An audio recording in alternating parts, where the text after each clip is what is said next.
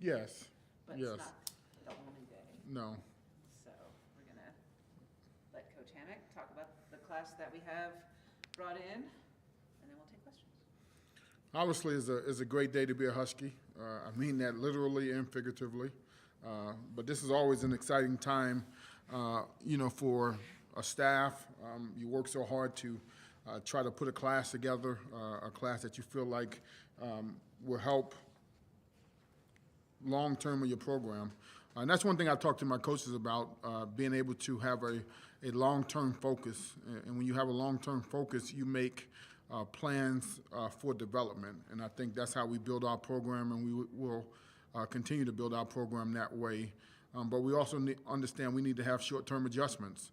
And things are ever changing as far as recruiting is concerned, and we will continue to try to be cutting edge in our approach. But the foundation of our football team will always be high school student athletes. That's important to me from a development standpoint, from a culture standpoint, getting young players in your program and helping them develop and see the end. I think that's why we've been able to have 30 seniors in our program, which is one of the most seniors in the class in the country. And I think the way we do things from a recruiting standpoint, getting to know families and kids and what's important and your why, all those things help you develop the complete package. Our recruiting base, from a recruiting standpoint, we rely heavily on the Midwest within a 6-hour radius. And some years are better than others in different states, but we're going to try to get the bulk of our class from the Midwest and then add a couple guys from distance from Georgia and Florida. We place a tremendous value on our own evaluations, and I think that's important. I think, all these recruiting websites have made a lot of money off people with stars and rankings, but for us, we trust what we see, how we see it, the way that we see it. Then we spend a lot of time trying to get to know the young men and seeing if there's a fit, because you got to have the right fit in order to get the type of kids you want in your program. I think for us, our freshmen that are on campus right now is the best class that we've signed, from a talent standpoint, from an athletic standpoint, and seeing them work every single day. I do feel like the class we signed for 2025, we feel like is a better class on paper, but they got to come here and put the work in. So last year's class, we had 21 high school signees, 18 walk-ons, 6 transfers, and for us, we're always going to have a higher ratio of signing high school kids to the transfer portal. The 2025 class, as it stands right now, we got 18 high school young men that signed today, and then we signed 2 transfers for a complete total of 20.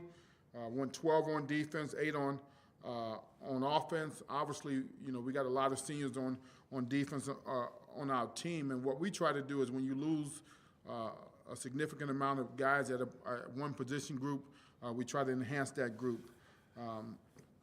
Our class is coming from 7 different states.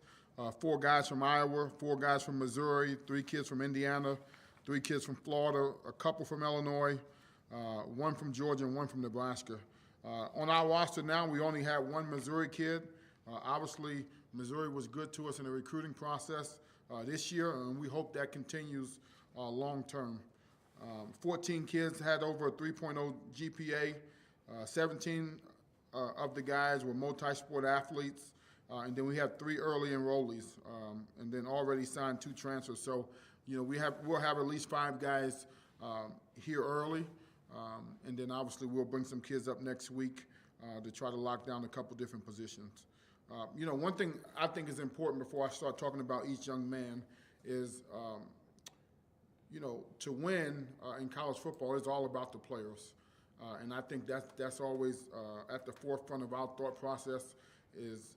This is a player's game, and the better you can have at each position, the better you give yourself a chance to be successful.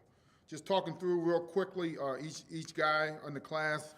Jordan Bellamy, a D tackle from Florida. He will be here early. Honor roll student, team captain, all conference. He was invited to the Georgia-Florida game. His dad played 8 years in the NFL, also played with the Bears. But he's a young man that, provides a lot of depth on the defensive line.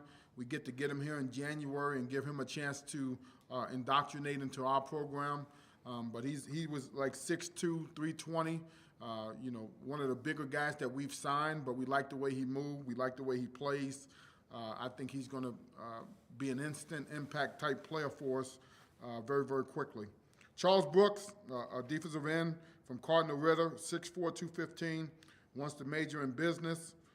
He was 10-2 as a senior, two-time state champ, plays basketball and track. The one thing about Charles, we had the chance to see him at camp his sophomore year and was really impressed with him.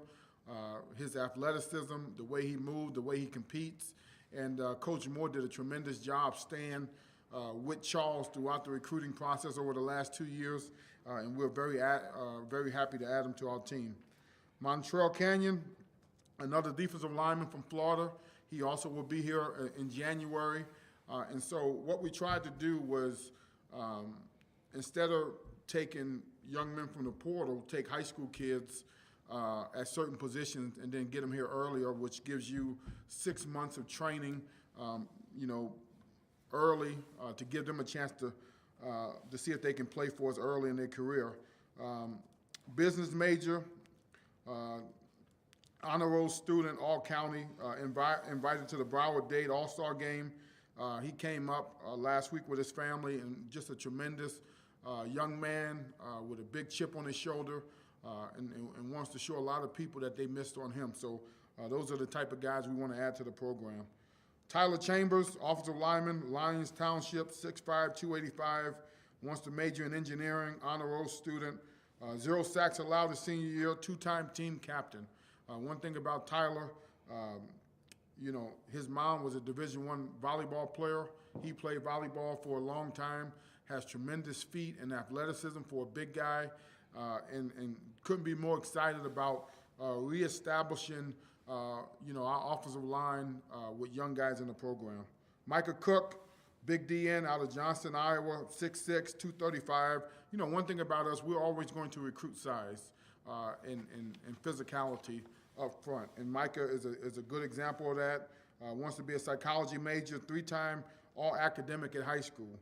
Helps out in ministry and youth camps, team captain, plays basketball and track. Tremendous upside. When you get young men from Iowa, and we've had a few in our program, they normally develop later in the process. And because he's played so many sports, I think he's going to be a guy that's going to take to the weight room and really have a chance. Brady Davidson, quarterback, Rockbridge, Missouri, 6'5", 210. He's a guy that we had high on our list from a quarterback standpoint. Wasn't sure if we would have a chance to get him. Was happy that he fell to us. Was able to get him in our camp and watch him throw. He can make every throw. Has enough athleticism. Extremely smart and intelligent. Has a quick release. And the one thing when we look at from a quarterback standpoint is very similar to the NFL. You have a better chance of success when you have homegrown players. Some of the best quarterbacks in the National Football League are guys that were drafted: Patrick Mahomes, Lamar Jackson, Josh Allen, Joe Burrows. And so that's what we're going to continue to invest in, young quarterbacks, get them in our program and help them develop. And Brady is certainly a guy that we are ecstatic to add to our program. He's a leader and a guy that we really wanted in the recruiting process. Andrew Ellis, safety, DB, tremendous athlete from Roxana, Illinois, wants to major in sports management, two-time team captain, first team all-conference twice. He's a guy that we liked early in the process. Then we were able to get him at camp. One thing about the way we recruit, we want to get live evaluations on young men. And the reason we want to get the live evaluation is because that will minimize the mistakes in the process. Everybody looks good on tape until you have a chance to work with them one-on-one. And Andrew came here, and he was phenomenal at camp. His change of direction, his physicality. He's going to be a big safety down the line, and we couldn't be more excited about him. Jimmy Finley, another safety from Adrian, Indiana. You know, this guy's a tremendous athlete. Played both ways. I believe he had a Sports Center top 10 play, you know, with a one-hand catch on offense, but an extremely intelligent young man from a great family. You know, a kid that loves to compete. He fits the way that we want to be able to play. And you know, we had a chance to see him live at a camp and was really impressed with him. Thought that he, you know, we try to level up in the recruiting process, get guys that we feel like are power forward type players that may be, you know, 10 pounds, 15 pounds too light, and we'll take a chance on those guys and try to develop them. And Jimmy is a guy that, to me, the sky's the limit on his potential and can't wait to work with him. Alvin Gully is a transfer we took from Yale, from Belleville, Illinois. Signed him last week, and excited about him. You know, I think he was one of the best D tackles in the Ivy League. Obviously, he's extremely intelligent, but to be able to add a guy like that to your team that gives you a veteran presence on the defensive line helps us fill some of the gaps of some of the seniors that we're losing. Caleb Houck, a tight end, Iowa Valley in Iowa. You know, the interesting thing about this young man is he played 8-man football. And so when you watch 8-man football, it's very, very interesting. But then when you see Caleb, he's all of 6'9". He came up last weekend and put on 15 pounds since the last time he visited. And then we had a chance to go watch him play basketball. Tremendous athlete. You know, he's going to be a terror. You see a lot of tight ends making a lot of plays in this league. And we certainly think that Caleb has that type of potential and ability. Keyshawn Lyons, a cornerback, we signed from McKendree University, played there.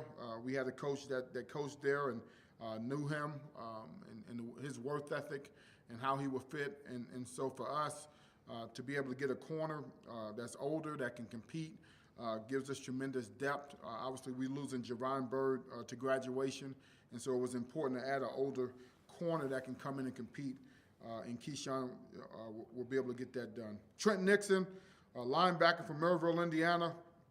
Love the way he plays.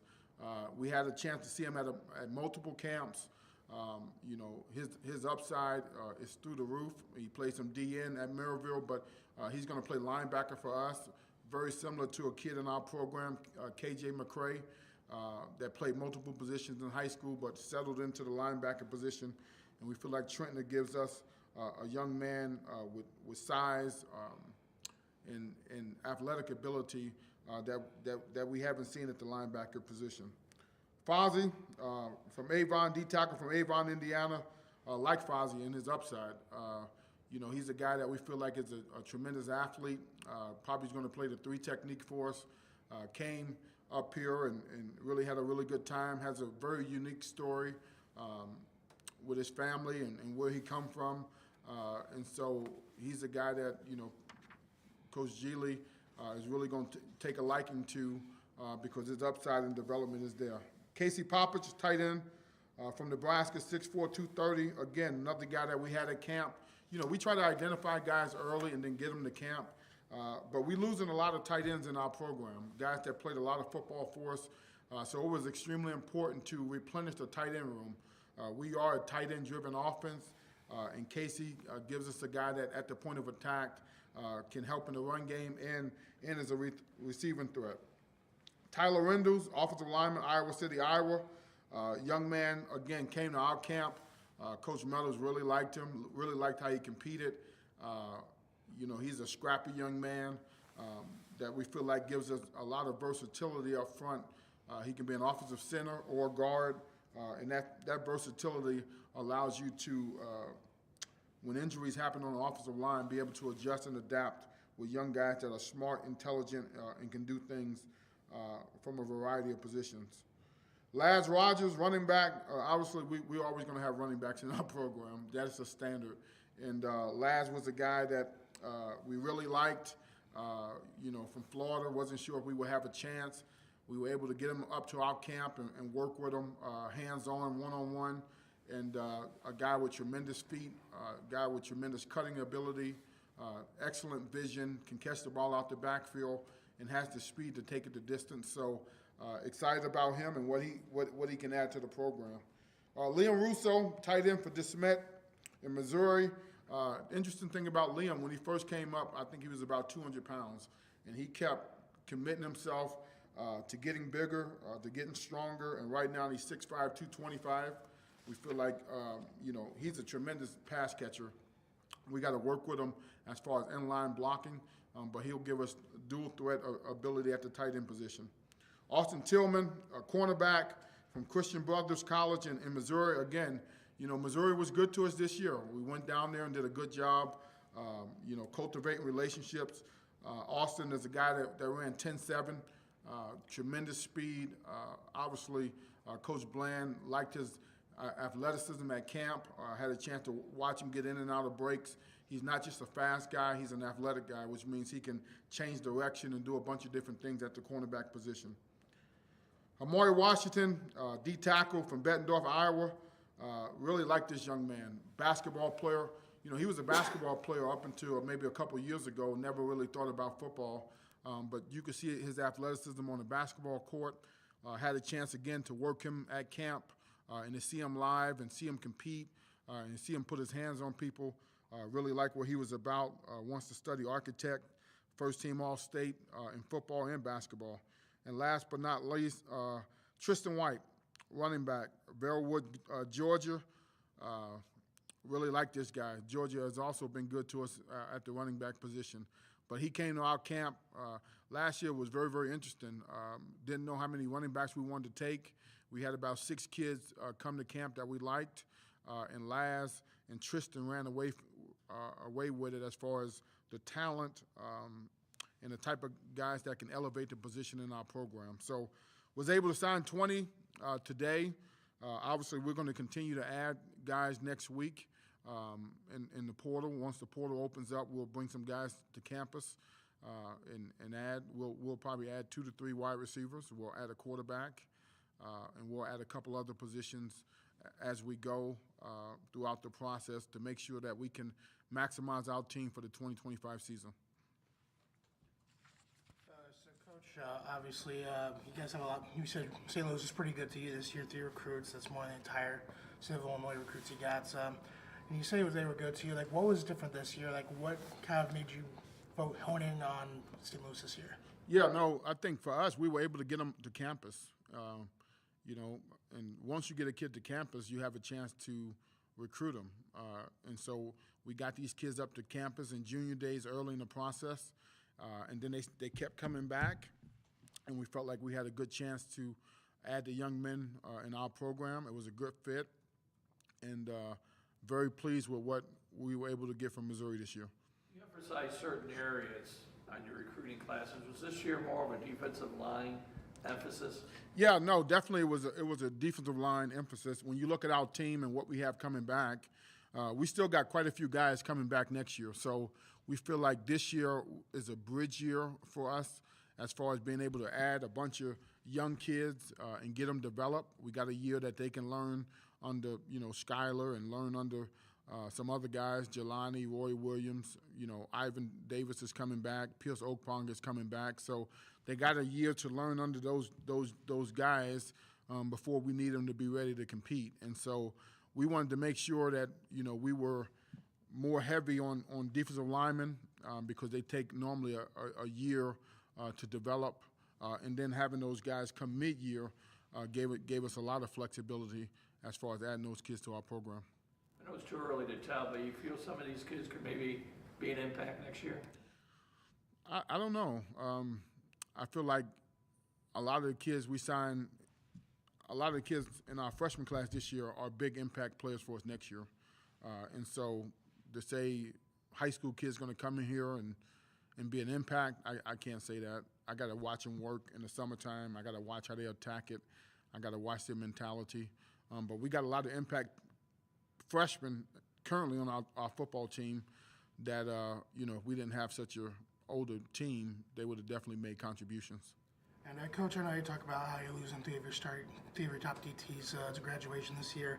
And with you guys bringing Alvin Gully with a veteran presence and pairing him with Skylar, who's announce he's coming back, how do you like the leadership you're going to have in that room next year? No, I really like the leadership. And then, we got some young players that I feel like, Mark Hensley is a guy that, really could have played a lot more snaps this year, but he had a bunch of really good seniors in front of him. So we feel like, Reggie Jean is another one that could have played significantly for us, but didn't because of, some of the guys in the program. So I feel like we have a good nucleus of defensive linemen next year, 5 guys, and then we'll see what these new pieces add to the puzzle from a competitive standpoint to see if we can enhance the depth. You have a connection, Florida and Georgia, you got somebody living in that area that says, hey, coach, look at this guy, or? No, we just recruit the area. We got good connections down there. We've had a lot of success in those areas, and we go down there, and our brand is extremely strong nationally, and we've done well and done right by the kids in our program from those areas. So I think coaches down there are very comfortable with us and willing to send them up here. And Coach, how do you expect the tight end room to shape up next year? Obviously, you losing 3 seniors there. Jake Applegate's your veteran returner there, and how do you kind of expect that to come together? Yeah, no. We played Jason Fowler this year as a true freshman. Joe Stein is another tight end we feel like will be able to play next year for us. David Akers is an athletic Grayson Barnes type tight end in the program now. And then Chase Shuddy is a guy that we feel like can play tight end and fullback. All 4 of those freshman tight ends in a normal year would have played for us.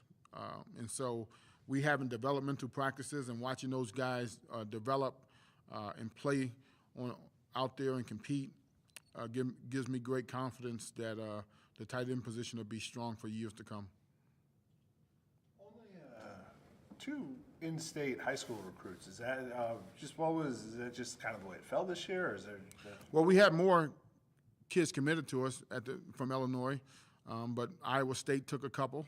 Right, that happens. They took a receiver that we had. They took a safety that we had. So, and we'll add some more Illinois kids as we go.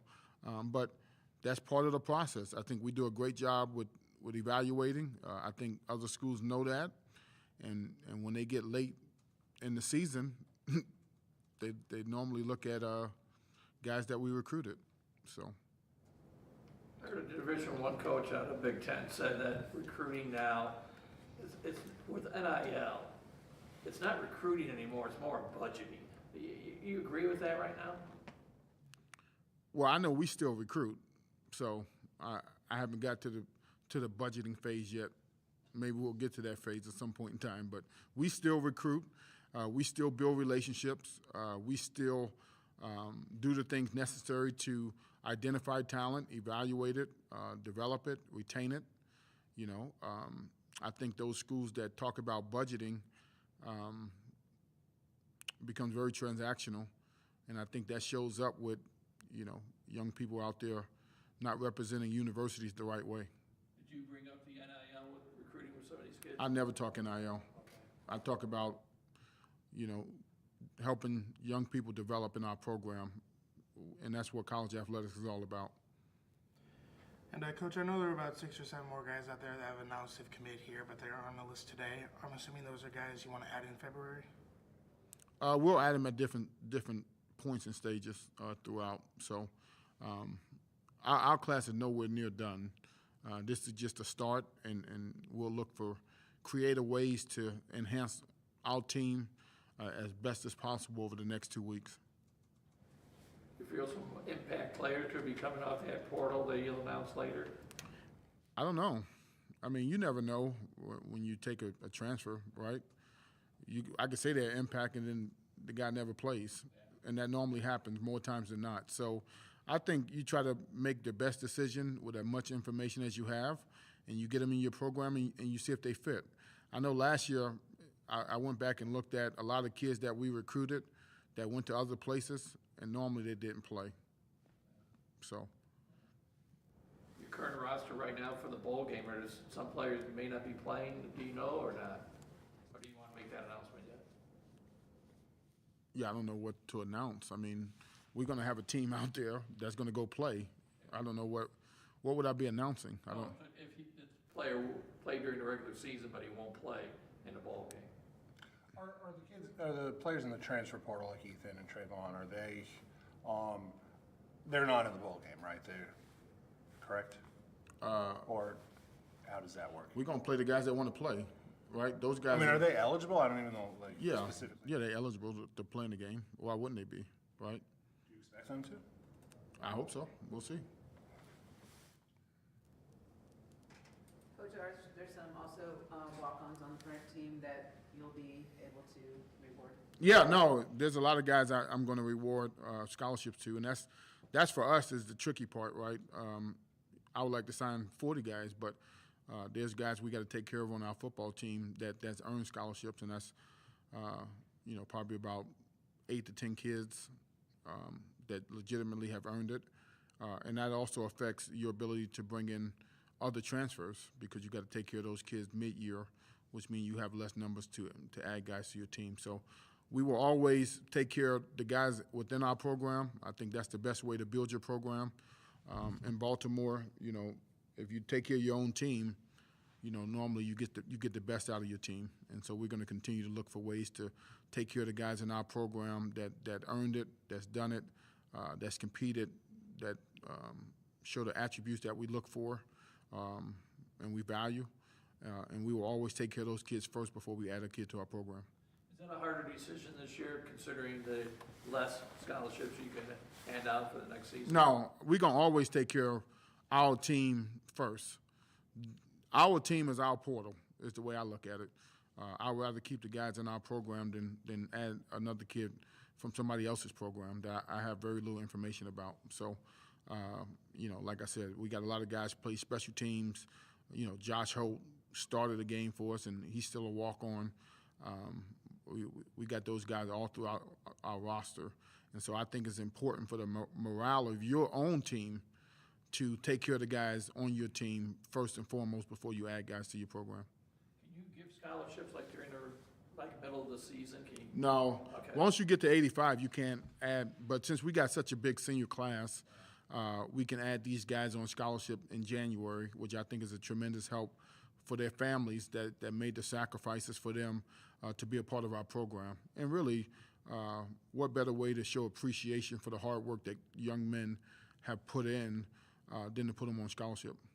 It's been several years. Do you like your earlier signing rather than it used to be, in February, wasn't it? Or Yeah, I'm good with the early signing.